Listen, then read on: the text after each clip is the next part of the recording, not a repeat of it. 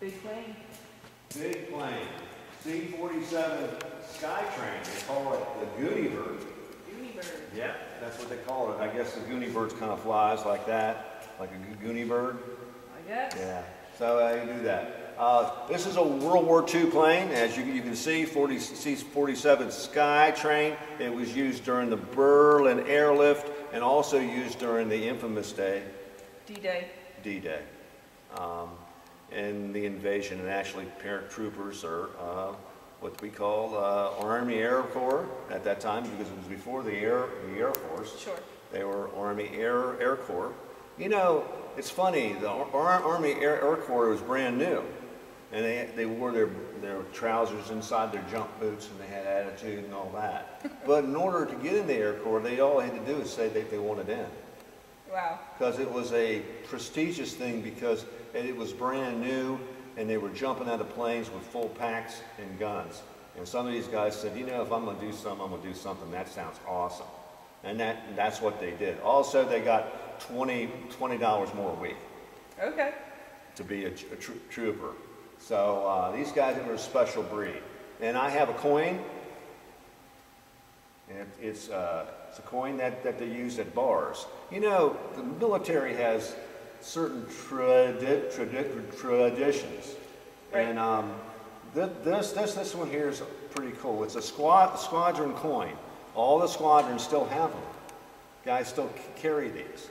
And you go into a bar, and you could click this on the bar, and everyone's there, they have to pull their coin out.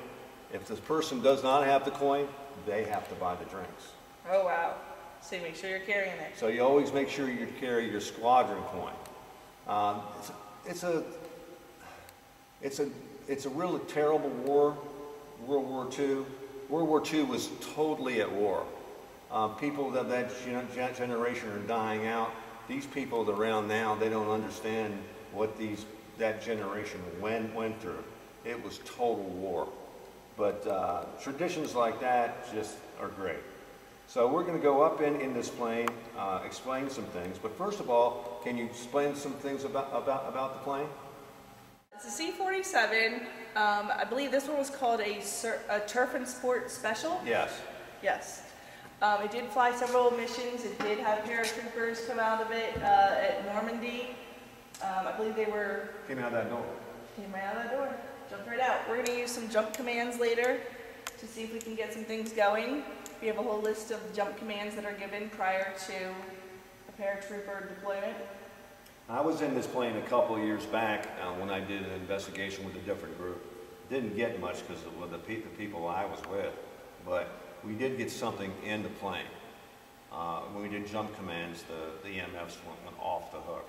So I'm hoping that'll do. Also, we got an EVP out of here because of LTs, landing targets, they call them. Okay. And what it is, it's places in France where they jumped out at. Okay. And they actually responded yes and no. Wow. To those responses directly. So we're hoping that we get something good in here tonight. Also, if you see these windows, we'll check them out if you want to point over here at them. They blacked out during the time of filming. Right here is a patch. It looks like an ordinary patch. Obviously, I'll put the coin on top of it so you'll be able to see it.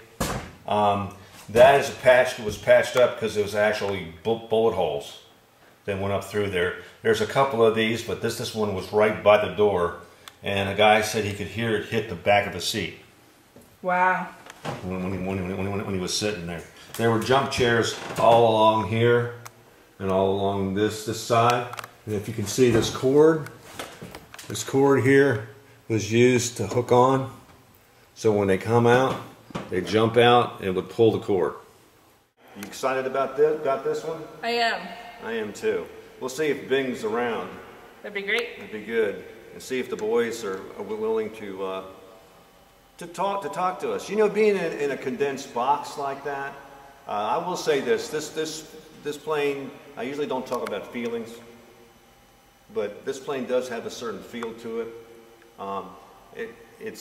Gettysburg has that feeling when I go there. I can feel it. There's something there. This is like Gettysburg in a can. I can feel it in here. Yeah. So I mean, that's if I had to describe the feeling of this plane, it's like Gettysburg in a can, basically, and condensed. Yeah. Yeah, for sure. So we'll catch you in a short. See ya.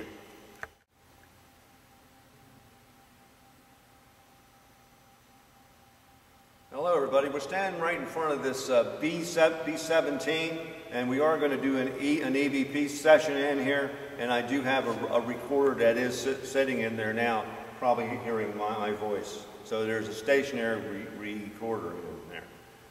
We also may put a laser grid in there too. Okay. The reason why we're interested in this plane, because this was used from spare parts for all the B-17s that they could find. So some of these B-17 parts were used in planes that were actually in combat. Okay. This plane was not in combat, but pieces of this plane were. Got it. So you never know what you're going to get. So we are going to really concentrate on this plane too, even though there's no paranormal stories about it. Okay. All right, catching short. All right, everybody, we're at Dover Air Force Base again. We're here tonight to investigate this puppy here, the C-47 Skytrain. We're going to go over the camera angles in a bit with you, but right now we're going to go lights out. Anybody have anything to say about this one? Excited. Excited, to say the least.